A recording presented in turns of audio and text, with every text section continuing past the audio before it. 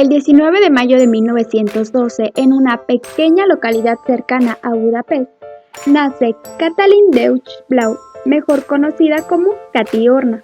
Proveniente de una acomodada familia judía, su padre, Sándor Deutsch, su madre, Margit Blau, y sus dos hermanas mayores formaban parte de la culta burguesía judía vinculada a los negocios.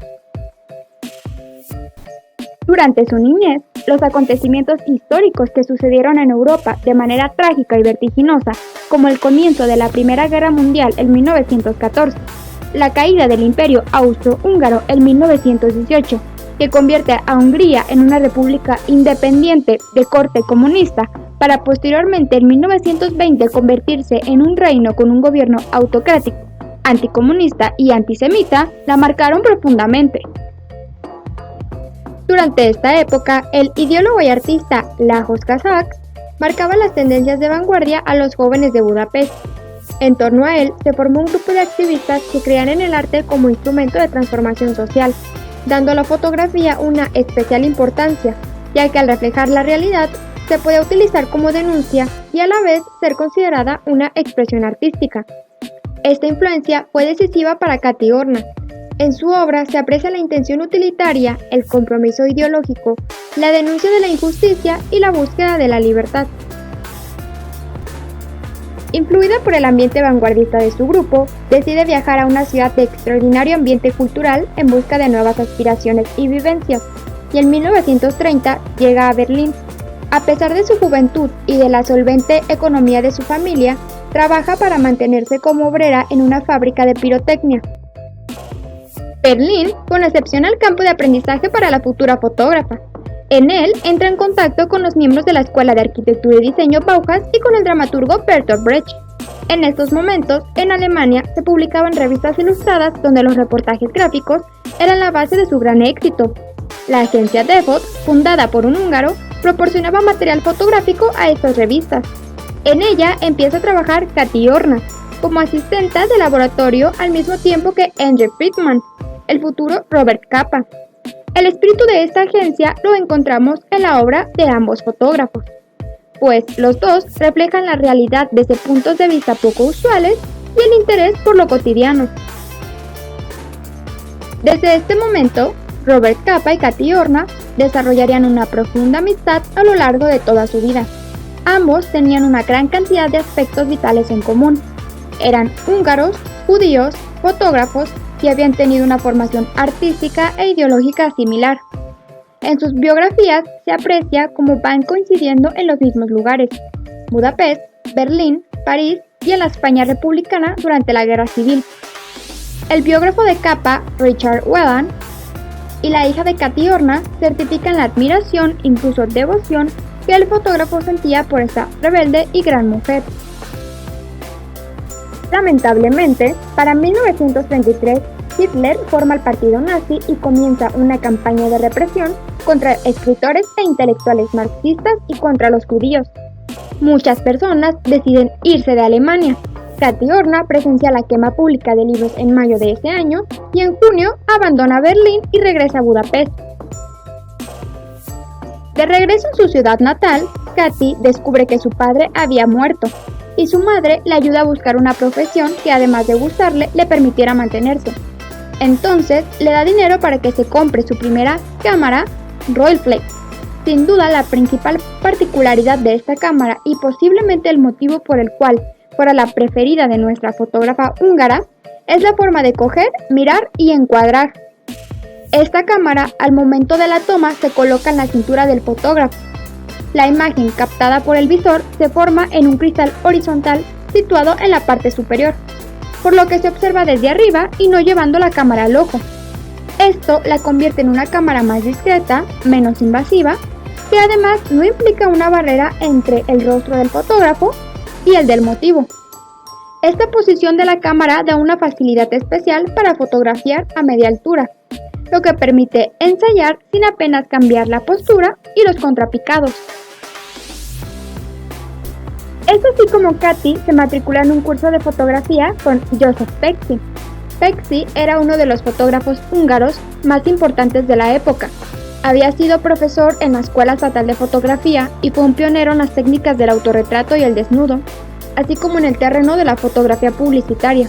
Era muy cercano a las enseñanzas de la escuela antes mencionada, Bauhaus, enseñanzas que, por cierto, la misma Horna ya había aprendido durante su estancia en Berlín. Ya para 1933, París era la ciudad por excelencia de las vanguardias europeas, además de un refugio para los artistas e intelectuales judíos o de izquierdas que eran perseguidos por el nazismo. Horna, animada por Kazak, se fue a probar suerte como fotógrafa y en noviembre del mismo año entrega su primer reportaje gráfico para Agency Photo, una serie titulada Mercado de Pulgas, al que al año siguiente, 1934, se suma otra de sus famosas series, titulada Café de París. Posteriormente, Katy toma contacto con los surrealistas Max Ernst y Wolfgang Burger, con quien realiza una serie de historietas fotográficas protagonizadas por objetos animados, como por ejemplo verduras o huevos pintados, que critican la situación política europea. Una de las más famosas, titulada Hitlerei, es la imagen de un huevo en su tribuna, la portahuevos, que dirige un discurso a otros huevos que lo escuchan. El huevo orador tiene la cara de Hitler y en la imagen siguiente da un salto y se estrella al suelo. Estos trabajos reflejan la influencia surrealista unida al particular sentido del humor de la autora. Son obras muy personales que junto con los collages y fotomontajes marcan una tendencia creativa que retomará años más tarde en México. En 1937, Horna fue requerida para realizar un álbum de fotografías sobre la Guerra Civil.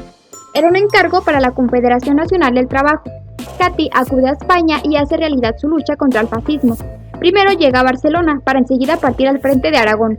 Entre marzo y abril trabajó también para la CNT-FAI, fotografiando la división Ascaso en el frente y la vida cotidiana de los pueblos colectivizados. En junio se va a Valencia e ingresa como ayudante de redacción en la revista Umbral y para las publicaciones de la CNT Libre Estudio, Tierra y Libertad y Solidaridad Obrera, Tiempos Nuevos y Mujeres Libres. Todas las fotografías de Horna fueron hechas durante un largo recorrido por la zona republicana: Aragón, Barcelona, Valencia, Andalucía, La Mancha y Madrid. En España vuelve a coincidir con sus amigos de la adolescencia Emerico Weiss y Robert Capa, que estaban haciendo el mismo trabajo que ella. La Guerra Civil Española es el primer conflicto que tiene una gran cobertura mediática. Con ella nació una nueva forma de periodismo. Esta es informar con una imagen sobre lo que estaba sucediendo. Cabe señalar que las fotos de Horna sobre la Guerra Civil se diferencian de las realizadas por otros fotógrafos, pues en ellas casi no existen las escenas de acción, los momentos violentos, el reflejo de la batalla. Más bien son imágenes estáticas donde la vida cotidiana sigue a pesar del desastre que se intuye. Y es así como vemos a niños, ancianos, madres que amamantan a sus hijos, soldados que descansan o escriben en la retaguardia. Sus fotos son tomadas con el consentimiento de los retratados, pero con encuadres que se alejan de la frontalidad, donde lo importante no es la narración de lo que ocurre, sino el sentimiento que transmiten. Estas fotos necesitan ser miradas reflexivamente para entender o intuir qué pasa en ellas. Cada foto parece que esconde un secreto, pero no son fotos neutrales, reflejan un compromiso, denuncian la barbarie desde una estética plena de melancolía y encanto. En todas sus imágenes de esa época, también las de las ruinas de edificios bombardeados o los retratos, hay una clara intención artística.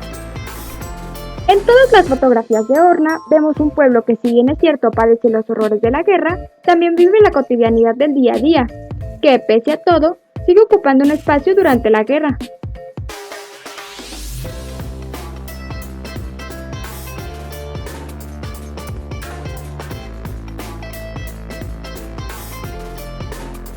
Y una vez más, en contraste con otros fotógrafos, no vemos en sus fotos a ninguna mujer mitificada, no vemos la heroicidad vuelta leyenda.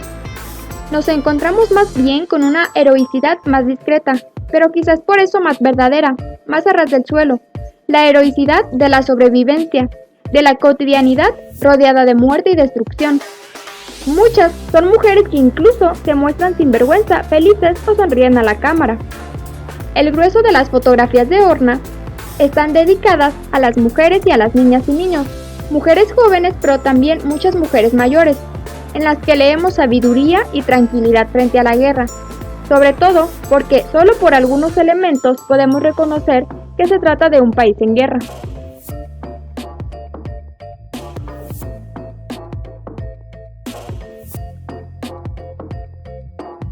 Katy también realizó fotomontajes, lo que refleja su visión surrealista sobre la guerra civil.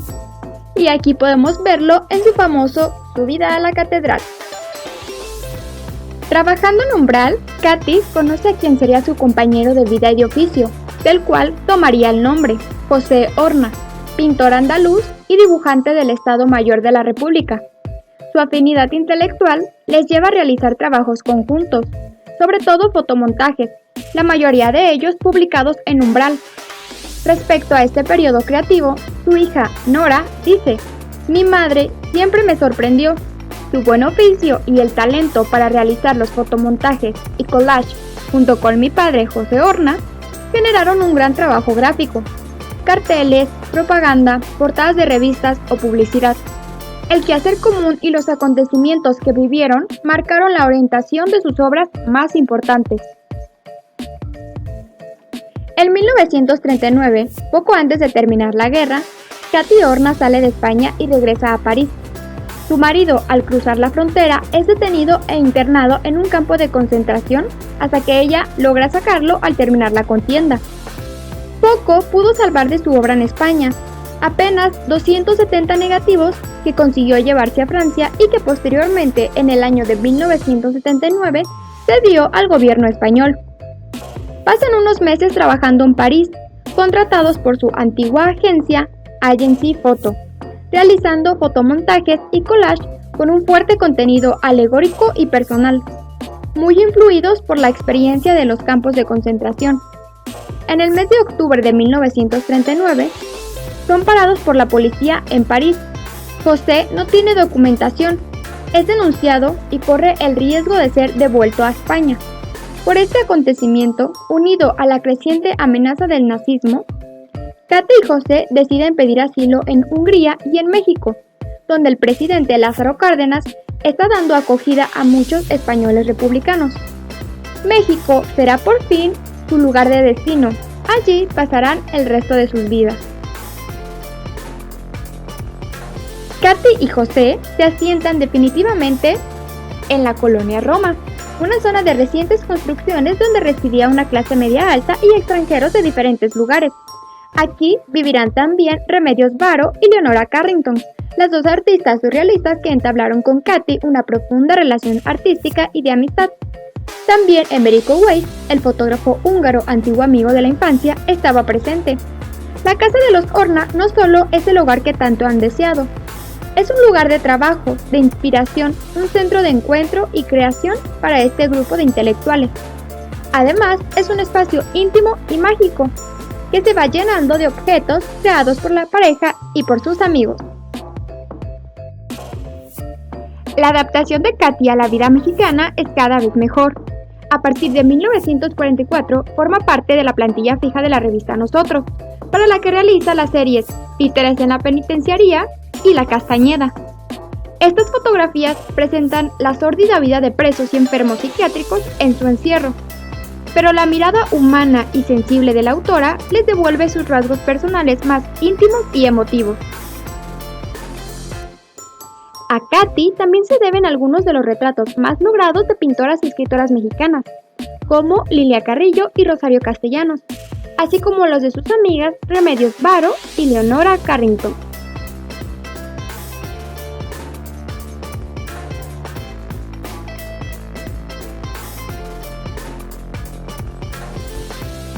Ya para 1949, Katy tiene a su hija Nora, y la casa, epicentro de su vida, se adapta a la existencia de una niña. Fabrica muñecas y juguetes para su hija. José Horna hace una cuna de madera en forma de barco que Leonora Carrington pinta al óleo con seres fantásticos. Objetos de inspiración surrealista van ocupando su lugar en el mundo íntimo de nuestra autora. De 1958 a 1968, Katy trabaja para la revista de la Universidad de México, para la que hace un interesante reportaje, Los dulces de la ciudad, imágenes de dulces en escaparates, y las expresivas miradas de niños que los contemplan. También colabora con Mujeres como jefa del departamento de fotografía. Además, se ocupa de la sección cultural y de las portadas. En esta década fotografió a las más destacadas figuras de la sociedad mexicana. En Mujeres coincide con Elena Poniatowska, que deja esta semblanza de ella. Caminaba por la calle, con su cámara al hombro y su pelo suelto. Caminaba todo el día. Acompañar a Katy era un deleite surrealista, porque Katy, al igual que Leonora, que Remedios, que Günther Gersdorff, se elevaba por los aires. Conversar con ella era una dicha. La aparición de la revista Snob en 1962, bajo la dirección de Salvador Elizondo y Juan García Ponce, fue una inyección de creatividad para la obra de la fotógrafa. Colaboraba con la publicación junto a un grupo de amigos unidos por afinidades estéticas e ideológicas. Su intención era desmitificar el arte, burlarse de lo convencional, abrir la mente del lector a nuevas sensibilidades, inventar y crear. En Snob se ocupaba de la sección llamada Fetiche. Para publicar aquí realizó varias narraciones visuales, como Oda a la necrofilia, Impromptu arpa y Paraísos artificiales. Estas son metáforas visuales, imágenes simbólicas captadas desde encuadres difíciles que dan una visión mágica y llena de humor de lo que quieren expresar.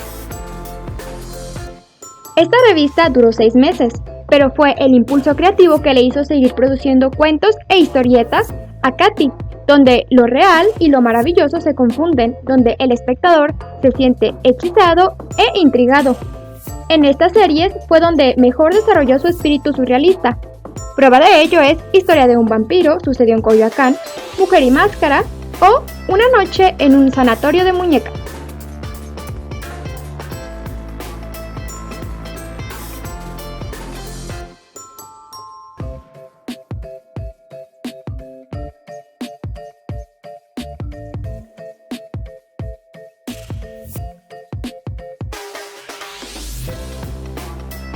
En agosto de 1963 muere José Horna y meses más tarde su amiga Remedios Varo.